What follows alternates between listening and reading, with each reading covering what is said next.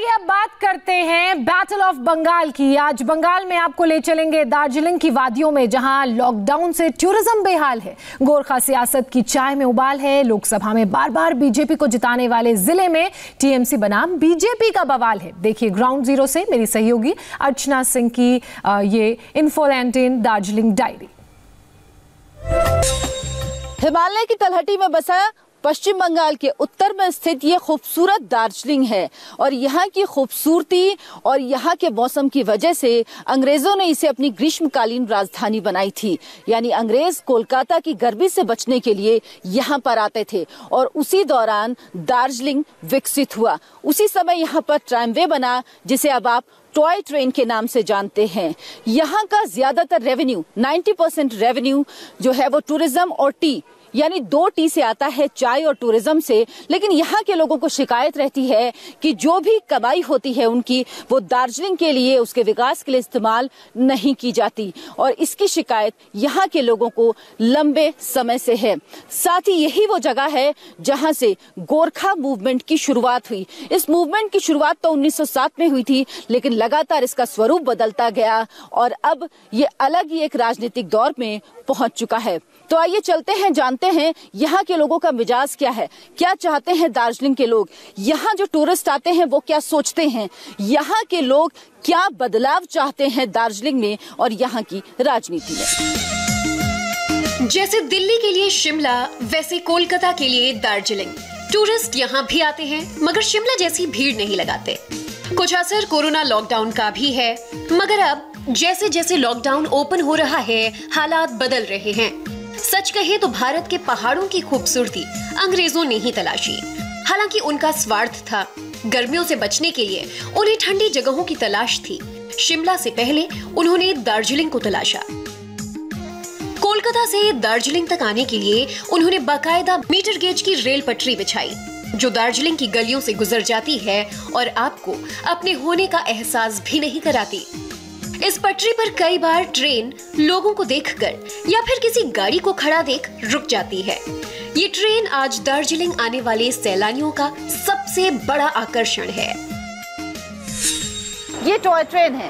Toy train सुन के आपको लगता होगा कोई बच्चों के खेलने की ट्रेन होगी, लेकिन ये ट्रेन मुसाफिरों को 88 किलोमीटर का सफर कराती है, इस दार्जिलिंग रेलवे स्टेशन से लेकर न्यू जलपाईगुड़ी तक। इस ट्रेन का इतिहास बेहद पुराना है, लगभग 140 साल पुराना।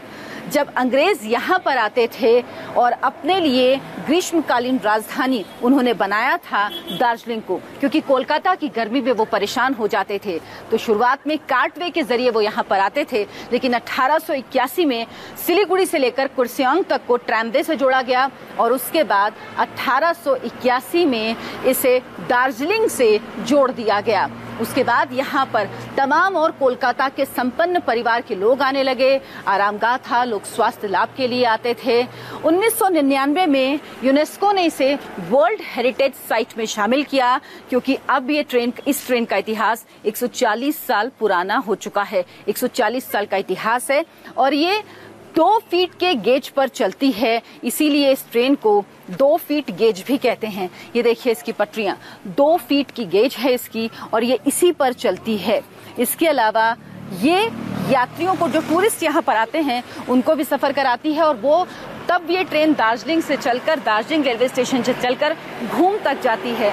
घूम जो कि सबसे ऊंचा रेलवे स्टेशन है भारत का।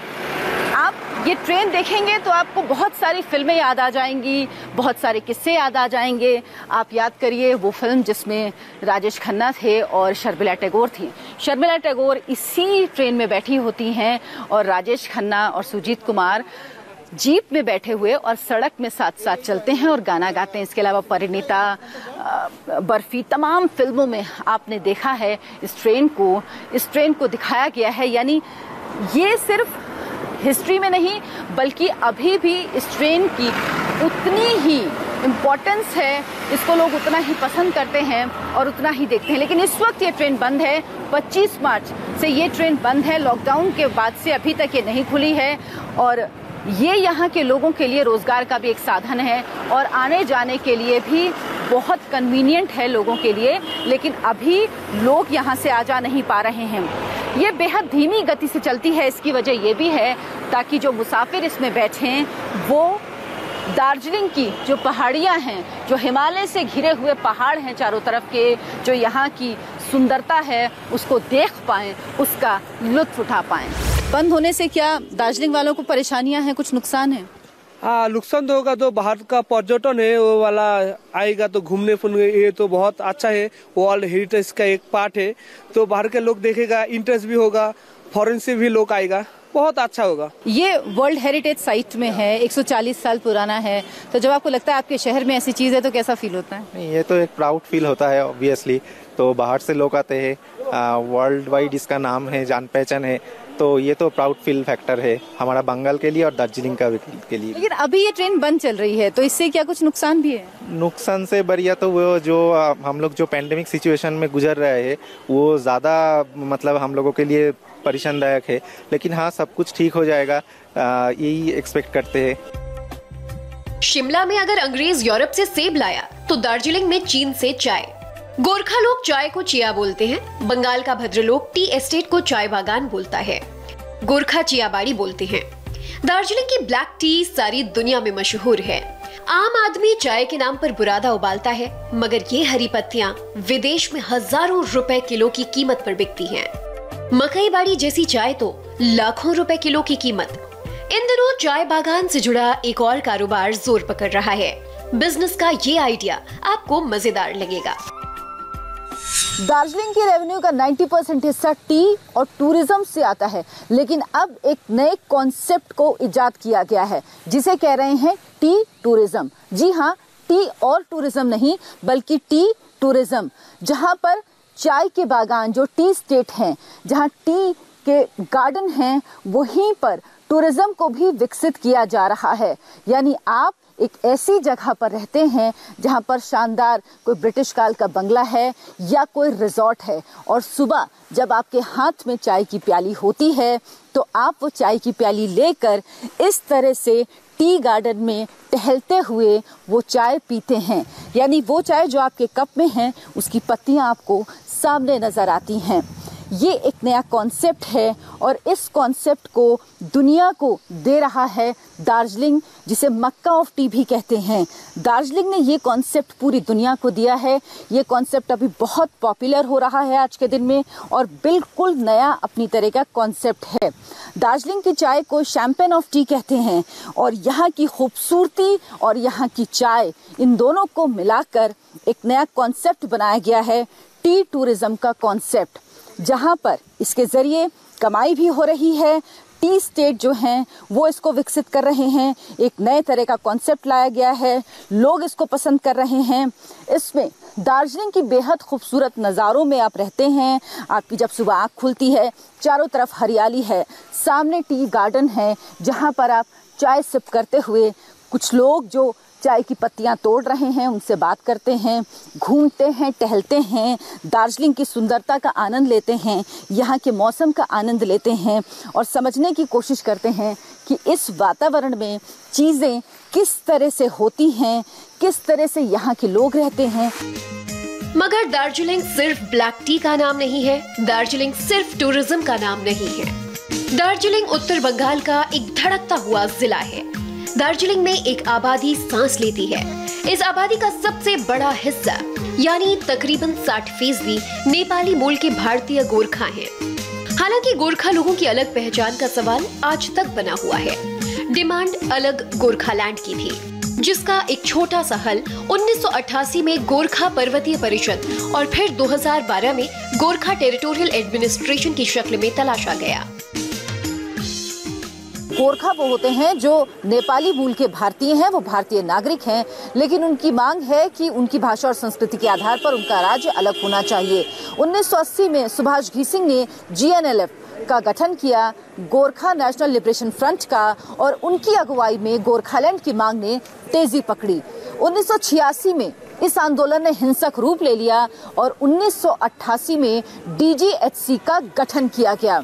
उसके बाद लगभग 20 साल तक ये आंदोलन ठंडे बस्ते में चला गया, लेकिन 2007 में ही सुभाष घीसिंग से अलग होकर बिमल गुरुंग ने, जो पहाड़ों के एक मजबूत नेता थे, गोरखा जनमुक्ति मोर्चा का गठन किया और उनकी अगुवाई में एक बार फिर से अलग गोरखालैंड की मांग ने तेजी पकड़ ली। 2010 में मदन तमांग की हत्या के बाद सरकार ने GJM के तमाम नेताओं के खिलाफ मामले दर्ज किए और GJM से किसी भी तरह की वार्ता करने से इनकार कर दिया। कहा GJM लोगों पर जो भरोसा खो चुकी है, लोग अब उस पर विश्वास नहीं करते हैं। 2011 में केंद्र सरकार, राज्य सरकार और गोरखाओं के बीच में एक ट्राइपेटाइट एग्रीमेंट हुआ, जिसके अंतर्गत GTA गोरखा टेरिटोरियल एडमिनिस्ट्रेशन का गठन किया गया। इस संस्थान को कुछ स्वायत्तता दी गई, कुछ अधिकार दिए गए और उसके बाद 2017 में एक बार फिर से गोरखालैंड की मांग ने जोर पकड़ा। इस आंदोलन ने हिंसक रूप लिया, बंद का आयोजन किया गया। उसके बाद राज्य सरकार ने तमाम बड़े नेताओं पर GJM के मामले दर्ज किए और उसके बाद से ही बिमल गुरुंग फरार हो गए। बिमल गुरुंग अक्टूबर में वापस लौटे हैं, लेकिन अब उन्होंने NDA का दामन छोड़कर TMC का दामन थाम लिया है। इतने सालों के दौरान गोरखा राजनीति कई टुकड़ों में टूट गई है। 2010 में अखिल भारतीय गोरखा लीग के नेता मदन तमांग की सरेआम हुई हत्या ने दार्जिलिंग ही नहीं, पूरे पश्चिम बंगाल को हिलाकर रख दिया। मदन तमांग को खुखरी से वार कर मार डाला गया था।